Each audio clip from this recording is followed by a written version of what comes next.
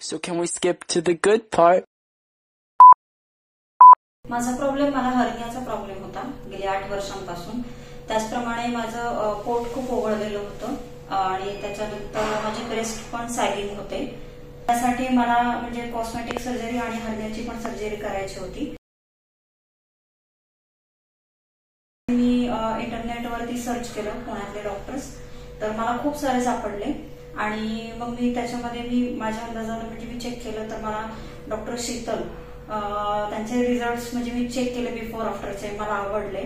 बाकी पण मी म्हणजे त्यांच्याबद्दल माहिती घेतली तर मला एकंदर आवडलं. मग मी क्लिनिकला भेट दिली, डॉक्टर शीतलना भेटले, त्यांना माझा प्रॉब्लेम सांगितला, त्यांनी मला चेक केलं आणि मग त्यांनी मला सजेस्ट केलं की ब्रेस्टसाठी आधी माझ्या डोक्यामध्ये होतं की फक्त ब्रेस्ट लिफ्टिंग करायचं, पण त्यांनी मला सजेस्ट केलं की आपण इम्प्लांट्स पण टाकू विथ ब्रेस्ट लिफ्ट, तर खूप छान रिझल्ट येईल.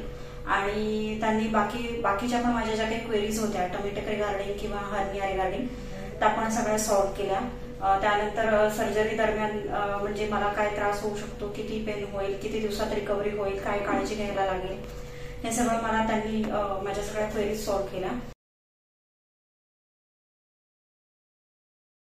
डॉक्टर शीतलला भेटण्याआधी मी पुण्यातल्या आणि पुण्याबाहेरच्या बऱ्याच क्लिनिक्सला मी व्हिजिट केली होती आणि त्या सगळ्यांशी बोलल्यानंतर मला असं जाणवलं की डॉक्टर शीतल मला खूप छान रिझल्ट देऊ शकतील आणि जे काही बजेट होतं ते पण माझ्या बजेटमध्ये पूर्ण कॉस्ट म्हणजे सर्जरीचा पूर्ण खर्च आला.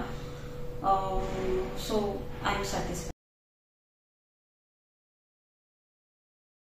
हर्नियाचं तर माझं खूप सिव्हिअर कंडिशन होती, त्यामुळे त्यांनी तुम्हाला लवकरात लवकर ऑपरेट करायला सांगितलं. त्याप्रमाणे त्यांनी मला टमिटक सजेस्ट केलं आणि ब्रेस्टसाठी त्यांनी मला ब्रेस्ट लिफ्ट विथ इम्प्लांट असं त्यांनी मला सजेस्ट केलं.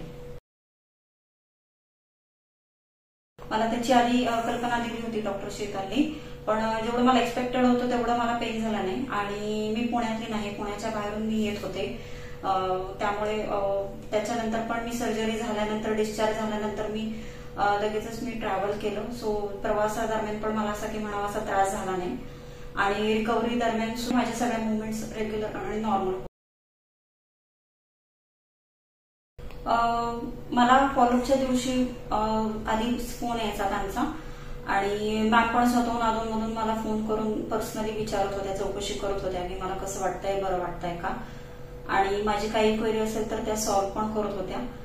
सो त्या पर्सनली त्या प्रत्येक पेशंटकडे लक्ष देतात आणि जसं त्यांनी ज्याप्रमाणे जसं ज्या दिवसांमध्ये जसा रिझल्ट त्यांनी एक्सपेक्टेड आहे सांगितलं होतं तसा रिझल्टही येत गेला. ऑफकोर्स सर्जरीनंतर माझा कॉन्फिडन्स खूप बूस्ट झाला. मला आता सगळ्या प्रकारचे कपडे पण घालतात, मुवमेंट्स करताना वगैरे आता थोडासा इझीनेस तो पण माझा जास्त वाढला आणि ओव्हरऑल एक लुक मध्ये मला दिसतो की आता अवरग्लास शेप पण आलेला आहे. ओव्हरऑल छान वाटतात, माझ्या अपेक्षेपेक्षा खूप चांगला रिझल्ट आहे. सो मी हॅपी आहे. ज्यांना कॉस्मेटिक रिगार्डिंग सर्जरी करायची, जसं की टमिटक करायचं असेल, ब्रेस्ट लिफ्ट करायचं असेल, इम्प्लांट करायचं असेल किंवा चेहऱ्याची पण काही सर्जरी असेल तर त्या सगळ्या फिमेल्सला मी रेकमेंड करते डॉक्टर शीतल यांच्याकडून सर्जरी करून घ्या, कारण वैयक्तिक मला स्वतःला खूप छान रिझल्ट मिळाले.